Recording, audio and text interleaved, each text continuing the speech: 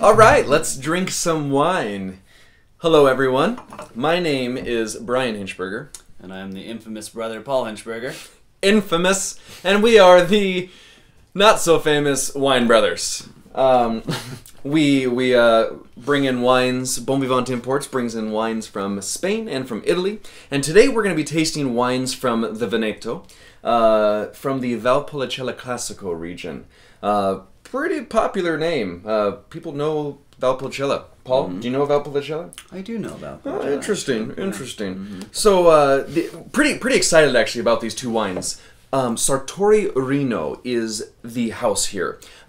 Smaller co-op. They've been around since about 1979 and been making unbelievable wines for a lot of big names. You know, one of the names of Valpolicella area is Amarone. We're going to taste an Amarone, but Amarone is the big daddy. It's the big papa of Italy as far as rich, concentrated, intense juice. Goes through an appassamento style, which we'll talk about. But just a really, really cool thing. Sartori Rino has made, has done grapes and made wines for some of the big Amarone houses for quite some time. History of the winery goes back all the way to the early 1800s, but Sartori Rino actually took over, 30 or so years ago.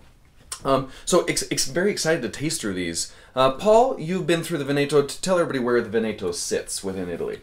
So it's right in the northeast. It's kind of north of the Adriatic Sea, west of Slovenia. Yeah. Right. About Friuli sits right next to it. Alto Adige sits right above it. Yes. And the northwest of Venice, right in between Venice and Veneto. Yeah. So Verona, not Venice. La Fer Verona, not Venice. Yeah, absolutely. So the wine's beautiful, really, really fun. The primary grapes here are Corvina Veronese, Rondinella, and Molinara. Paul, let's taste these. We're gonna start with the Valpolicella Classico. So these guys really sit right outside the town San Pietro, in the heart of Valpolicella Classico region. This is a nice little breakdown of 55% Corvina Veronese, about 25% Rondinella, and 20% Molinara. 2008, very, very fresh. Hasn't really seen any time in oak. It's just been just a very fresh expression of these grapes. What's kind of fun about these two different wines is how absolutely different they are. This is very, very similar breakdown of grapes as the Valpolicella is, but the flavor, the structure, everything couldn't be more different. So we're going to kind of start with the entry level. Amarones, you have to spend a long time. You age them for longer. You want to age them for much longer in your cellar. Valpolicella, a little bit fresher, ready to drink right now. Paul, what are you smelling? Well, actually, what I'm smelling is dusty cherry. The dusty cherry. Yeah. I hate that when I drop my cherries in the dust. But here, I love the dusty cherry. Yeah, it's not a bad dusty. I mean, I like dust in wine. It is dusty cherry. Yeah, dusty cherry, and a little bit of that pepper jack note to me. The chili flake that you find in pepper jack cheese. I sometimes find that in like Cabernet Franc from Loire. I get that note of dried chili flake. Right. I get a little bit of that in here. That dried spice there.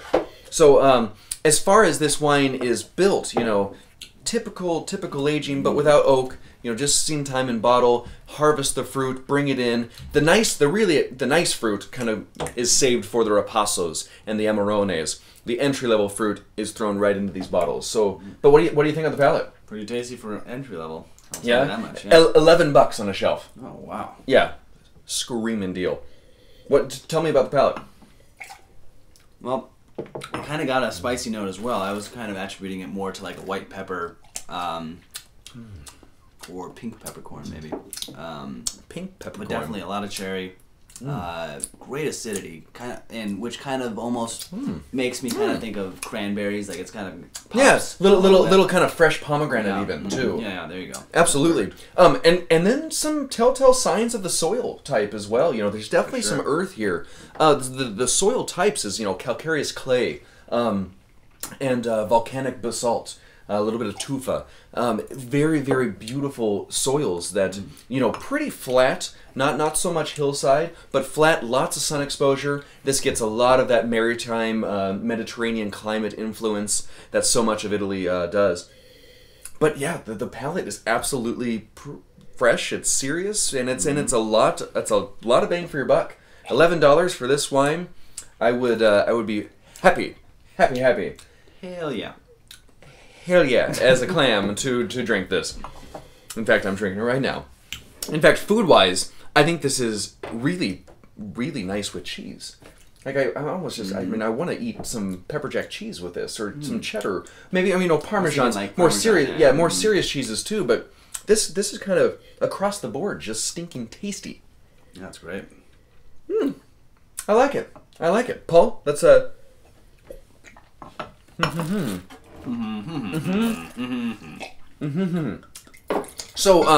this is now Amarone. Sartori Rino does Valpolicella.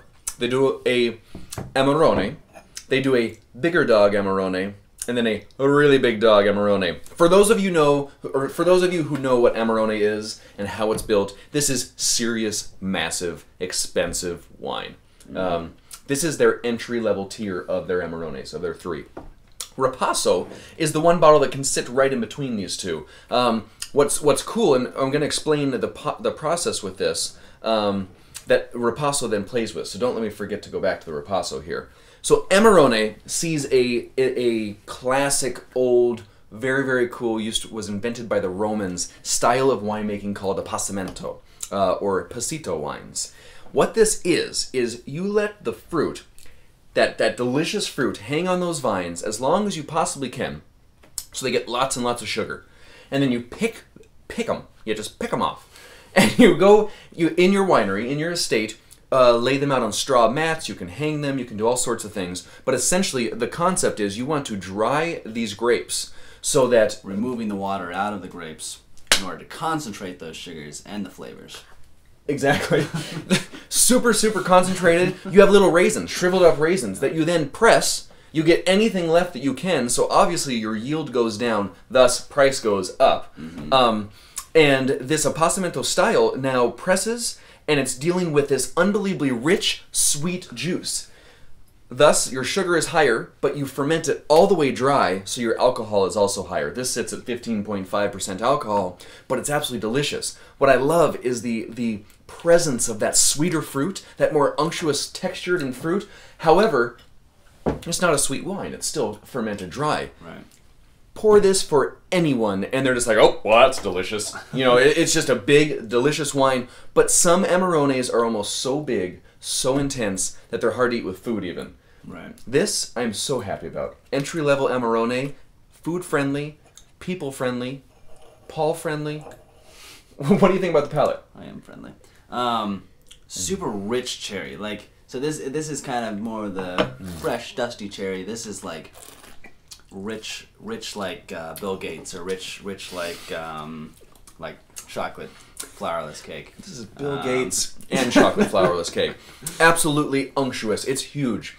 I love it because the fruit is concentrated, the sweetness is there, but it's totally a dry wine, which makes it really, really enjoyable. It's not, when somebody says, I don't like sweet wines, we don't have to worry here. This is just sweet fruit. It's delicious. It's unctuous. And we're sitting literally $34, $35 on a shelf.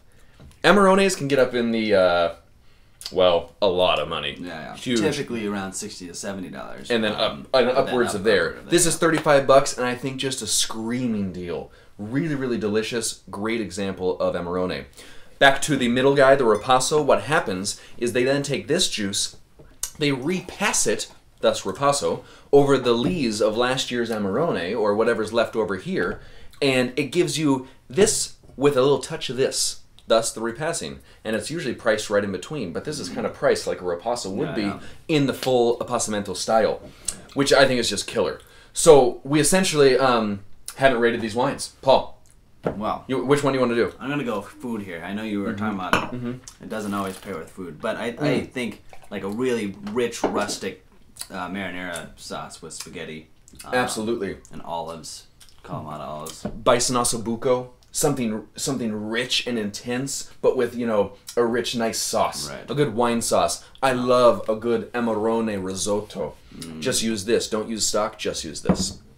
Oh, yeah. Really good. So you were rating this one? How many points? So I would go, I'm going to go maybe 47 out of 50. 47 out of 50. Yeah. Mm-hmm. I like it. I like it. I'm probably going to go the exact same on the Valpolicella, except a 37 out of 40. There's obviously a big difference here. Right.